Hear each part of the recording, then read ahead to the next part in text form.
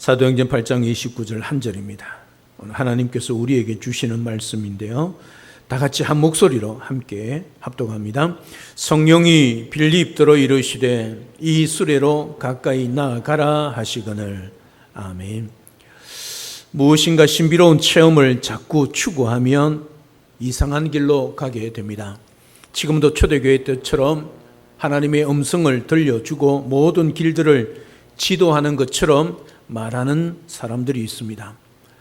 이것은 하나님께서 이처럼 놀라운 분이라는 것을 보여주기 위함이라기보다는 자기가 그만큼 놀라운 것을, 신비한 체험을 경험하고 있다는 것을 자랑하기 위해 하는 말들입니다. 물론 성령께서는 인격적인 분이시기 때문에 지금도 때로는 음성을 들려줄 때고 있습니다. 하지만 어떤 목사처럼, 장로처럼 간증하는 것처럼, 책에 기록하는 것처럼 매일 음성을 들려주시고 매일 갈 길을 가르쳐 주시는 것처럼 역사하지 않습니다. 절대로 그렇지 않습니다. 사실 성경을 보면 초대교회 시대에도 항상 그런 식으로 자세히 가르쳐 주지 않았습니다. 사도행전 16장을 보면 사도 바울이 3차 전도 여행을 떠날 때에 처음 아시아 지역으로 갔습니다. 그런데 성령이 말씀을 전하지 못하게 하셨습니다.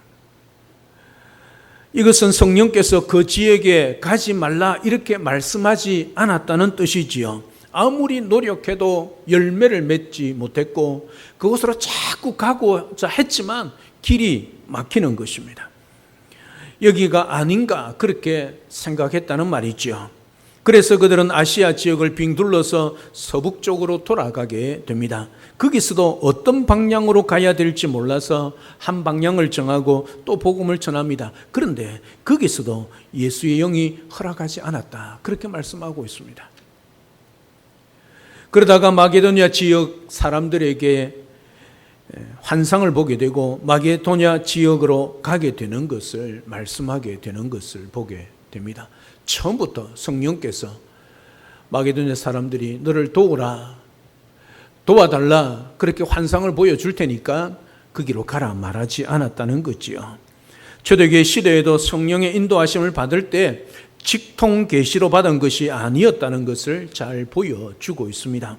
그 시대 사람들도 하나님의 뜻을 정확하게 알지 못해서 이것도 해보고 저것도 해보다가 안 되면 또 다른 길을 찾고 또 안 되면 다른 방향으로 가서 사역하고 섬겼다는 거지요. 그런 식으로 가다가 결국 하나님의 뜻을 찾게 되고 하나님의 영광을 올려드렸다는 것이지요. 초대교회 사도 바울도 이렇게 하나님의 뜻을 잘 몰라서 이런 과정을 밟으면서 나아갔습니다. 지금 이 시대에 하나님께서 자기에게 몇 시에 어디로 가라, 그러면 누구를 만날 테니 그때 어떻게 행동해라, 이런 식으로 가르친다고 간증하고 책도 쓰고 집회도 하고 다니는 사람들이 지금도 있습니다. 지금도 TV에 나오고 있습니다. 기독교 방송에 말입니다. 그것도 한두 번 경험한 것도 아니고 매일매일 그렇게 살고 있다고 간증하고 있습니다. 이것을 사실이라고 믿어야 되겠습니까? 모두 가짜이고 사기꾼들입니다. 그런 책은 사지도 말고 그런 집회는 가지도 말고 그런 설교는 듣지도 마시기를 바랍니다. 들어봐야 도움되는 것 하나도 없습니다. 여러분들에게 절대로 성령께서 그리로 가라 그렇게 말씀하지 않습니다. 사도 바울은 아무것도 보지 못했습니다. 하지만 포기하지 않았습니다. 아시아가 하나님의 뜻이라고 믿고 열심히 했습니다. 아니었습니다. 그렇다고 중단하지 않았습니다. 다른 지역에 가서 또 열심히 했습니다. 그런데 예수의 영, 성령이 또 허락하지 않았습니다. 길을 막았습니다. 여기서도 중단하지 않았습니다. 그렇게 포기하지 않고 중단하지 않고 끈질기게 주의 사명을 붙잡고 나아갔을 때 하나님의 뜻이 결국에는 분명히 보였다는 것이지요. 하나님의 뜻이 분명히 보여서 나아간 것이 아니라 이렇게 사역하고 저렇게 사역하고 열심히 최선을 다하여 살아가다 보니 하나님의 뜻을 이루어 가더라는 것이지요. 이게 우리의 삶입니다. 처음부터 어디로 가야 되고 무엇을 해야 하는지 분명하지 않았다는 말이지요. 직통계시가 뭡니까? 하나님께서 직접 우리에게 말씀해 주셨다는 것이 직통계시입니다. 아브라함아, 모세야, 이렇게 말합니다. 오늘 빌립처럼 성령이 빌립에게 말씀하는 것처럼 말입니다. 이게 직통계시지요. 하나님이 직접 우리에게 말씀하시는 겁니다. 이런 자들을 절대 따르거나 믿어서는 아니 됩니다. 그럴 시간에 성경을 펴고 한 장 한 절이라도 더 읽고 하나님의 뜻을 찾으시기를 바랍니다. 제가 왜 이 이야기를 할까요? 오늘 성령이 빌립에게 직접 직통계시로 말씀하고 있기 때문입니다.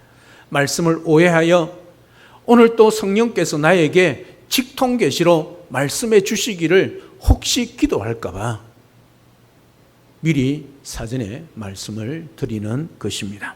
오늘 본문에서는 성령께서 빌립에게 직접 지시하시며 말씀하시는 장면이 기록되어져 있습니다.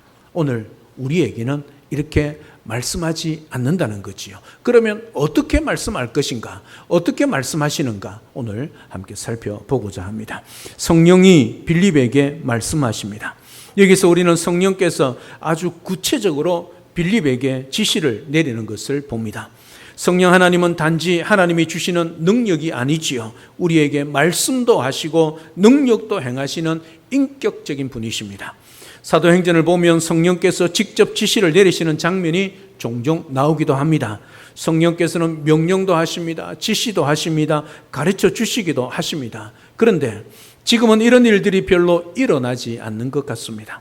더 이상 성령님과 인격적인 만남과 교제는 있을 수 없는 것처럼 생각하는 분들이 참 많이 있습니다. 물론 직통계시로는 아닙니다. 그러나 우리는 얼마든지 언제나 성령 하나님과 교제하고 만나고 그리고 인격적인 만남을 통해서 이루어진다는 사실이죠. 성령께서 우리에게 말씀하시는 분입니다. 지금도 우리에게 말씀하십니다.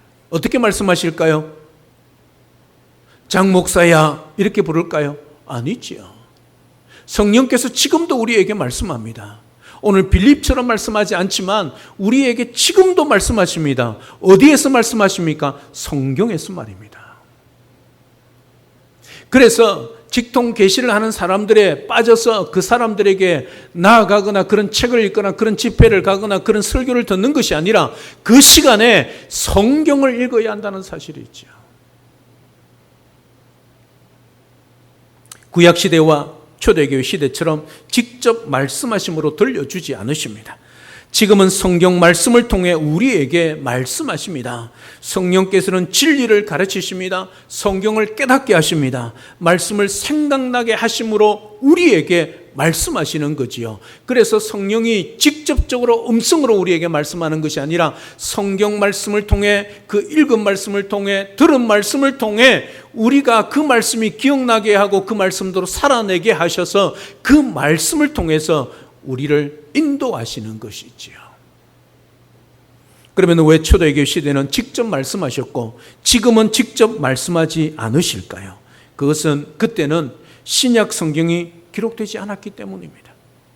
아직 성경이 완성되지 않았기 때문이지요. 그들은 성경 말씀을 통해 인도하심을 받는 법을 몰랐지요. 아니, 없었습니다. 왜요? 성경이 아직 기록되지 않았기 때문이지요. 그래서 그들을 정확하게 인도하기 위하여 때로는 성령께서 직접 음성으로 명령하시고 말씀하시는 거지요. 오늘 빌립처럼 말입니다. 그런데 지금 우리에게는 그렇게 하지 않으십니다. 왜 그렇게 하지 않는다고요? 성경이 우리에게 주어졌기 때문이죠. 66권 이 성경이 뭐라고 말하지요? 하나님의 말씀. 말씀이 뭡니까? 말의 존댓말 아닙니까? 하나님께서 말했다는 거지요. 하나님이 말씀했다는 거지요. 그 말씀을 어떻게 해요? 직접 우리 귀에 들려주지 않고 어디요? 기록해 놓았다는 거지요. 성경이 뭡니까? 하나님이 우리에게 말한 겁니다. 말씀하신 겁니다. 그러면 우리가 하나님의 음성을 듣는 방법이 뭐예요? 법이 뭐예요? 오늘 또 기도하면서 귀를 열고 하나님 내 귀에 들려주세요. 그렇게 기도하는 게 맞나요? 아니지요. 성경을 펼쳐야 한다는 거지요. 성경이 하나님의 말씀이기 때문입니다. 그래서 성경을 펼치고 그 하나님이 오늘 나에게 주시는 말씀이 무엇인가를 기도하면서 성령의 인도하심을 받고 이 조명이 나를 비추는 것처럼 밝게 하는 것처럼 성령이 우리를 밝게 하시면 어두운 눈이 열려 이 하나님의 말씀이 깨닫게 되어진다는 사실이지요. 그래서 우리는 신비한 체험을, 음성 듣기를, 환상 보기를 기도할 것이 아니라 하나님의 말씀을 읽고 하나님의 말씀을 들어야 한다는 것이죠.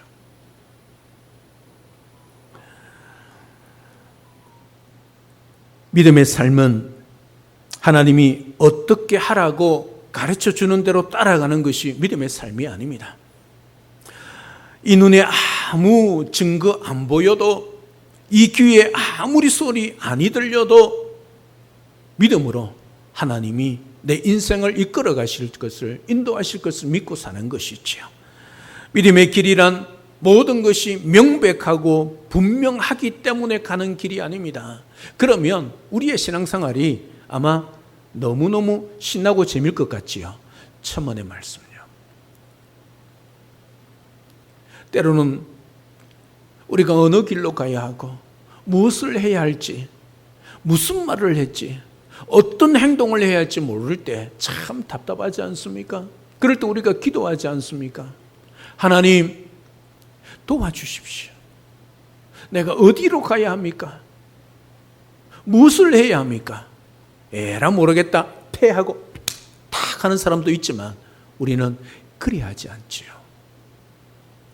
하나님이 내 귀에 음성으로 들려주지 않아도, 내 손에 아무것도 잡히지 않아도 우리는 말씀을 붙들고 한 걸음 한 걸음 나아가는 거지요. 길이 보이지 않습니다. 누구를 만나야 되고 무슨 일을 해야 될지 몰라도 말씀을 붙들고 나아갑니다. 이래 가다가 부딪힙니다. 그러면 저리 갑니다. 저리 가다 부딪히고 또 앞으로 갑니다. 또 뒤로 갑니다. 그러면 하나님의 때에 그 말씀대로 역사하는 것을 우리가 경험하게 되는 거지요. 이게 믿음의 삶입니다. 선조들이, 우리의 신앙의 믿음의 선배들이 그렇게 살았습니다. 아브라함이 그렇게 살지 않았습니까? 믿음의 사람들이 그렇게 살았습니다. 그래서 히브리서 11장 믿음의 장에서는 뭐라고 말합니까? 믿음의 선배들을 믿음으로 살았다, 그렇게 말합니다. 아무것도 보이지 않습니다. 자손이라고는 아무것도 없습니다. 그럼에도 불구하고 하늘의 별같이 땅의 모래같이 너를 번성케 하여 주실 것이다, 아멘 하고 나가는 거지요. 그게 믿음이란 말입니다. 지금 내 자손이 수백 수천 명이 있고 그래서 이 말씀을 붙들고 나아가는 것이 아니라 내 자손이 단 한 명도 없어도 말씀이 그렇게 말씀하면 아멘 하고 나가는 것이 믿음의 삶이란 거지요. 어떻게 번성시킬 것인가? 나는 몰라요. 우리는 몰라요. 그러나 하나님이 인도하시는 거지요. 그게 믿음의 삶인 거지요. 아무것도 보이지 않고 아무것도 들리지 않고 아무것도 잡히지 않지만 하나님이 기뻐하시는 길이기 때문에 가는 것입니다.